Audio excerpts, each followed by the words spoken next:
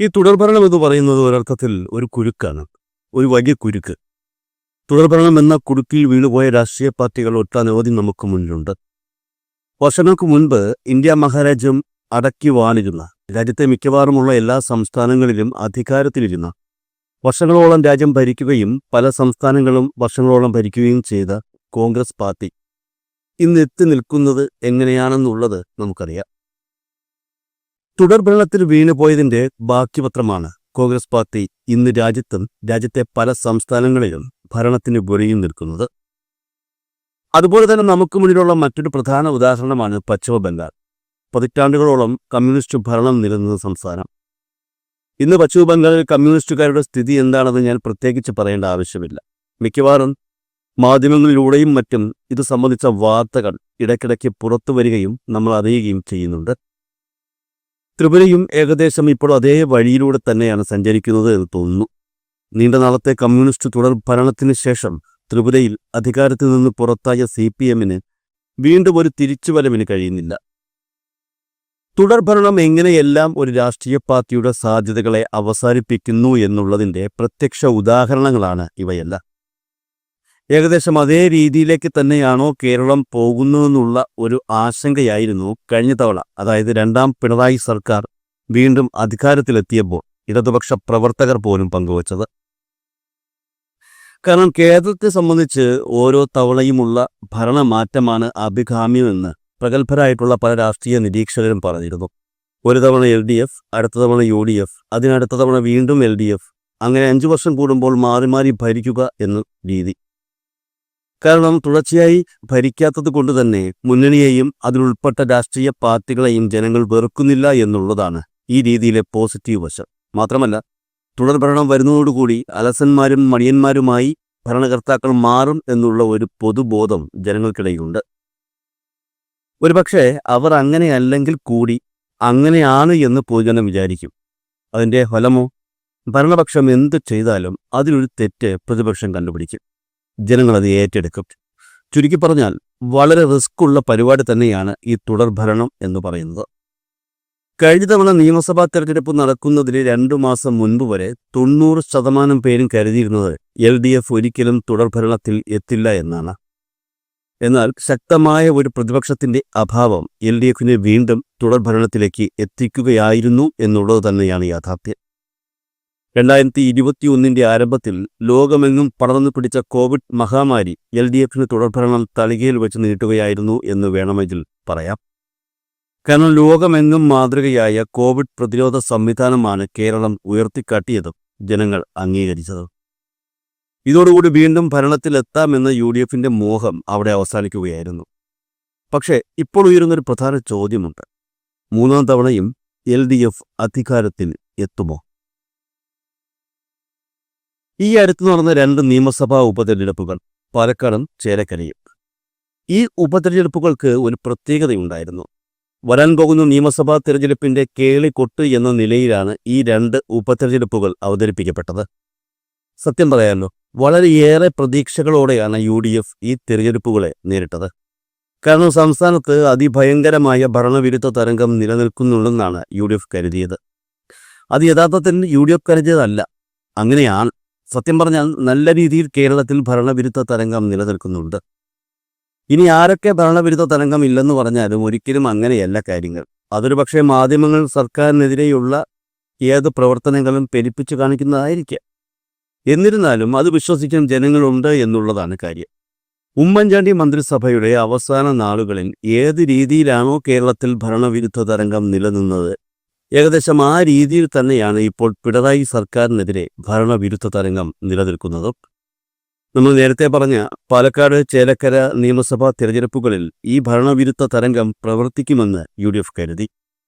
2 മണ്ഡലത്തിലും മിന്നുന്ന വിജയം സ്വന്തമാക്കാമെന്ന് UDF കരുതിയിരുന്നു എന്നുള്ളതാണ് യാഥാർത്ഥ്യം. എന്നാൽ പാലക്കാട് BJP-ക്കും വലിയ പ്രതീക്ഷയുണ്ടായിരുന്നു. കാരണം BJP-ക്ക് ഏറ്റവും കൂടുതൽ ജയസാധ്യത കൽപ്പിക്കപ്പെട്ട ഒരു നിയമസഭാ മണ്ഡലമാണ് പാലക്കാട്. ഉറപ്പായും മനസ്സുവച്ചാൽ ജയിച്ചു കയറാൻ കഴിയുന്ന ഇടം. എന്നാൽ തിരഞ്ഞെടുപ്പ് ഫലം വന്നപ്പോഴോ ചേലക്കരയിൽ LDF തന്നെ വിജയിച്ചു, പാലക്കാട് UDF തന്നെ വിജയിക്കുകയും ചെയ്തു. പിന്നെ ആകെയുള്ള മാറ്റം എന്ന് പറഞ്ഞാൽ ചേലക്കരയിൽ LDF ഭൂരിപക്ഷം കുറഞ്ഞു, പാലക്കാട് UDF ഭൂരിപക്ഷം കൂടുകയും ചെയ്തു. ചേലക്കര ഉപതെരഞ്ഞെടുപ്പിൽ ഭരണവിരുദ്ധ തരംഗം സ്വാധീനമുണ്ടാക്കിയോ എന്ന് ചോദിച്ചാൽ സ്വാധീനമുണ്ടാക്കി എന്ന് തന്നെ പറയേണ്ടി വരും. അല്ലെങ്കിൽ ഇത്രയും വോട്ടുകൾ ഒരിക്കലും ചേലക്കരയിൽ കുറയില്ലല്ലോ. എന്നാൽ അടുത്ത തവണ ഭരണം UDFനാണെന്ന് കണ്ണുമടച്ച് കരുതരുത്. കാരണം ഇലക്ഷന് ഇനിയും 1.5 വർഷമുണ്ട്. ഈ രീതിയിൽ നിന്ന് കരകയറാൻ LDFന് ധാരാളം സമയമുണ്ട് എന്നർത്ഥം. ഞാനത് പറഞ്ഞത് വേറൊന്നും കൊണ്ടല്ല. ഇത്തരത്തിൽ 1ാം പിണറായി സർക്കാരിന്റെ അവസാന കാലത്തും ഒരു LDF വിരുദ്ധ തരംഗം കേരളത്തിൽ നിലനിന്നിരുന്നു. എന്നാൽ അതിൽ നിന്നെല്ലാം കരകയറി തുടർഭരണവും കൊണ്ടാണ് ഇടതുപക്ഷം കേരളത്തിൽ 2ാമതും കാലുറപ്പിച്ചത്. ഇത്രയൊക്കെ ഭരണവിരുദ്ധത ഉണ്ടായിട്ടും ഇനിയും LDFന് അധികാരം കിട്ടുമെന്നാണോ നിങ്ങൾ പറയുന്നത് എന്ന് ചോദിച്ചാൽ അതിനും സാധ്യതയുണ്ട് എന്ന് തന്നെ പറയേണ്ടി വരും. ഒരുപക്ഷെ ഭരണവിരുദ്ധ തരംഗം നിലനിന്നാൽ തന്നെ ചിലപ്പോൾ LDF വീണ്ടും ഭരണത്തിലെത്തിയേക്കും. തമാശ പറഞ്ഞതല്ല, സത്യം തന്നെയാണ്. 3ാം തുടർഭരണത്തിന് ചേലക്കര മോഡൽ തുണയ്ക്കുമെന്ന വിലയിരുത്തലാണ് CPM ഇപ്പോഴുള്ളത് എന്നാണ് സൂചനകൾ.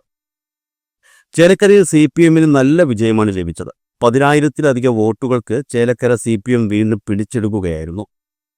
ഇടത് അനുകൂല മണ്ഡലമാണെങ്കിൽ കൂടി ഇത്രയും ഭരണവിരുദ്ധ വികാരം നിലനിൽക്കുന്ന സാഹചര്യത്തിൽ മണ്ഡലത്തിൽ ഇടതുപക്ഷം ജയിക്കണമെങ്കിൽ അതിന് കാരണങ്ങളുണ്ട്.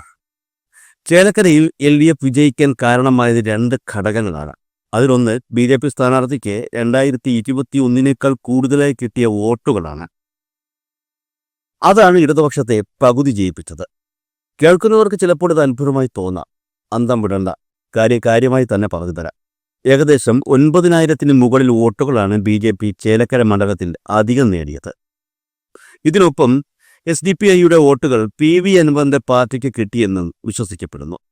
ഈ 2 സംഗതികളാണ് മണ്ഡലത്തിൽ LDFന് വീണ്ടും വിജയിപ്പിച്ചത് എന്ന് സാരം. ഞാൻ നേരത്തെ പറഞ്ഞതുപോലെ ഇത് കേൾക്കുമ്പോൾ ചിലപ്പോൾ കേൾക്കുന്നവർക്ക് തമാശയായി തോന്നാം. പക്ഷേ ഉള്ളിലേക്ക് കയറി നമ്മളൊന്ന് ചിന്തിച്ചു നോക്കുകയാണെങ്കിൽ ഇത് ശരിയാണെന്ന് ബോധ്യമാവുകയും ചെയ്യും. ഇത്തവണ BJPക്ക് അധികം ലഭിച്ച വോട്ടും PV അൻവറിന്റെ പാർട്ടിയായ DMKക്ക് ലഭിച്ച SDPIയുടെ വോട്ടും ചേരുന്നതാണ് ഏതാണ് CPMന്റെ ഭൂരിപക്ഷം. അതായത് ഈ ഘടകങ്ങളുടെ സ്വാധീനമില്ലായിരുന്നെങ്കിൽ ചേലക്കരയിൽ കോൺഗ്രസിന് വിജയിക്കാനുള്ള സാധ്യത കൂടുതലായിരുന്നു എന്ന് ചുരുക്കം. അതായത് ഈ 2 വോട്ടുകൾ ലഭിക്കേണ്ടത് കോൺഗ്രസിനായിരുന്നു. ആ വോട്ടുകൾ കോൺഗ്രസിന് ലഭിച്ചിരുന്നു എങ്കിൽ ഇടതുപക്ഷം തീർച്ചയായും വെള്ളം കുടിക്കുമായിരുന്നു. പക്ഷേ ഇത്തവണ ആ വോട്ടുകൾ ലഭിച്ചത് DMKക്കും ഈ പറയുന്ന BJPക്കുമാണ്. വരുന്ന നിയമസഭാ തെരഞ്ഞെടുപ്പിൽ കേരളത്തിലെ ഒട്ടുമിക്ക നിയോജക മണ്ഡലങ്ങളിലും BJPയുടെ വോട്ട് ഷെയർ വർദ്ധിക്കാൻ ഇടയുണ്ട്. ഭരണവിരുദ്ധതയുടെ ഈ വോട്ടുകൾ എന്തായാലും കോൺഗ്രസിന് കിട്ടില്ല. ആ വോട്ടുകൾ കോൺഗ്രസിൽ നിന്ന് അകന്ന് BJPയിലെത്തുകയാണ് ചെയ്യുന്നത്. ഈ രാഷ്ട്രീയം ഗുണകരമായി 2026 മാറുമെന്നാണ് CPM പ്രതീക്ഷ. ഇക്കഴിഞ്ഞ ലോക്സഭാ തെരഞ്ഞെടുപ്പിൽ കോൺഗ്രസ് സാമാന്യ നില തിരിച്ചുവരവ് നടത്തി. എന്നാൽ സമകാലിക ദേശീയ തെരഞ്ഞെടുപ്പുകളിൽ കോൺഗ്രസിന് തിരിച്ചടി ഉണ്ടായിക്കൊണ്ടിരിക്കുകയാണ്. മഹാരാഷ്ട്രയിലെ കോൺഗ്രസിന്റെ തോൽവി പ്രതീക്ഷിച്ചതിനും അപ്പുറമാണ്. ഇത്തരം തോൽവികൾ കേരളത്തിലെ വോട്ടർമാരെയും സ്വാധീനിക്കുമെന്നുള്ളതാണ് യാഥാർത്ഥ്യം. ദേശീയതലത്തിൽ BJPക്ക് ഉണ്ടാകുന്ന നേട്ടങ്ങൾ കേരളത്തിലെ അവരുടെ വോട്ടിങ്ങിനെയും സ്വാധീനിക്കും. അതാണ് അവരുടെ വോട്ട് വിഹിതം വർദ്ധിക്കുന്നത്. എന്നാൽ അതൊരിക്കലും ജയത്തിലെത്തില്ല. അതായത് BJPക്ക് വോട്ട് വിഹിതം വർദ്ധിപ്പിക്കാൻ എന്നല്ലാതെ കേരളത്തിൽ ജയിക്കാൻ കഴിയില്ല എന്നർത്ഥം.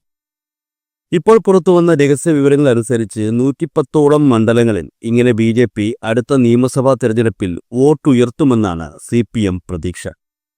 അങ്ങനെ വന്നാൽ 2026 കേരളത്തിൽ ഇടതുഭരണ തുടർച്ച കിട്ടുമെന്നാണ് CPM വിലയിരുത്തൽ. പ്രത്യേകം ശ്രദ്ധിക്കുക, ഇത് CPMന്റെ മാത്രം വിലയിരുത്തലാണ്. എന്തായാലും ഇനി നടക്കാൻ പോകുന്ന പാർട്ടി സമ്മേളനങ്ങളിലടക്കം ചേലക്കരയിലെ വിജയ മോഡൽ ചർച്ചയാകുമെന്നാണ് കരുതപ്പെടുന്നത്. സംഘടന ശക്തമാണെങ്കിൽ ജയം ഉറപ്പെന്ന സന്ദേശമാണ് ചേലക്കര നൽകുന്നത്. അത്രമാത്രം വിവാദങ്ങൾ ഉണ്ടായിരിക്കെ നടന്ന വോട്ടെടുപ്പായിരുന്നു ചേലക്കരയിലേത്. അതിനാൽ സംഘടനാ സംവിധാനം ശക്തമാക്കി CPM വോട്ടുകളെല്ലാം പെട്ടിയിലാക്കാൻ CPM മുൻകൂട്ടി തന്ത്രങ്ങൾ ആവിഷ്കരിക്കുമെന്ന് ഉറപ്പാണ്. ഇനി മറ്റൊരു കാര്യം കൂടിയുണ്ട്. ഇനി വരാൻ പോകുന്ന തെരഞ്ഞെടുപ്പ് തദ്ദേശ സ്വയംഭരണ തെരഞ്ഞെടുപ്പാണ്. തദ്ദേശ തെരഞ്ഞെടുപ്പിൽ മികച്ച വിജയം സ്വന്തമാക്കുക എന്നുള്ളത് 2026 നടക്കുന്ന നിയമസഭാ തെരഞ്ഞെടുപ്പിലെ പ്രകടന മികവിന് അനിവാര്യതയാണ്. ഇത് മനസ്സിൽ വച്ചുള്ള പൊതുജന സമ്പർക്കവും ക്ഷേമ പദ്ധതി പ്രഖ്യാപനവും സർക്കാർ നടത്തുമെന്നാണ് കരുതുന്നത്. ഇനി 1.5 വർഷമുണ്ട്. ഒരുപാട് കളികൾ കളിക്കാനുള്ള സമയമുണ്ട്. കഴിഞ്ഞ തവണ അറിയാമല്ലോ, അവസാന നിമിഷത്തെ ആ കടന്നുകയറ്റത്തിലാണ് CPM നേതൃത്വത്തിൽ LDF അധികാരം പിടിച്ചെടുത്തത്. പറഞ്ഞു വന്നത്, ഇത്തവണയും അങ്ങനെ സംഭവിച്ചു കൂടായികയില്ല എന്നു തന്നെയാണ്.